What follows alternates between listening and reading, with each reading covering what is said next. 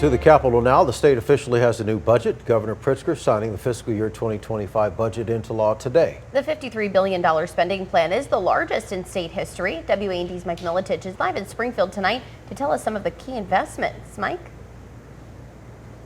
Sean, Alyssa, good evening. Democratic leaders told reporters in Chicago today that this budget prepares Illinois for the next generation with investments in education, healthcare, and human services. Signed, sealed, and delivered. The fiscal year 2025 budget includes $14 million to create the Illinois Department of Early Childhood. It also features an additional $75 million for early childhood block grants to add 5,000 more seats in preschools across the state. Millions of working households with children under 12 will receive the first ever Illinois Child Tax Credit, as much as $300.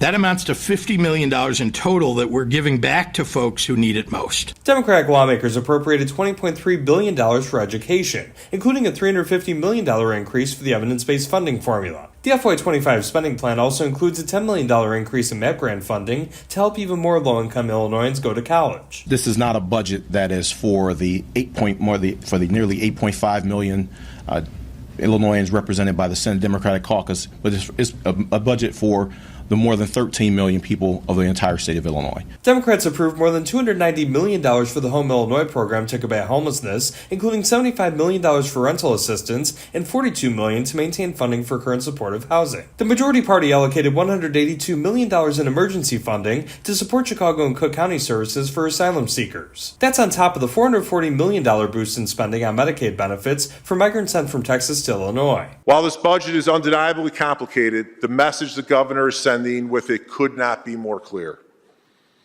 He's raising taxes on the people of Illinois who are already struggling to afford basic needs, and the many job creators fighting hard to keep people employed to pay for the migrant crisis that he has created. The governor says Illinois will continue to provide basic resources for people who are shipped to the state without help. Republicans say the budget features nearly $1 billion in tax increases to make the Democratic wish list possible, although Democratic leaders stress that no one is getting everything that they wanted. As a mother who has to balance the checkbook every day for my home, being able to do it for the grade 78, I'm going to tell you it's a little bit harder, but I will tell you that it's no different when you have the perspective of what it means to make decisions and make choices and you live with them.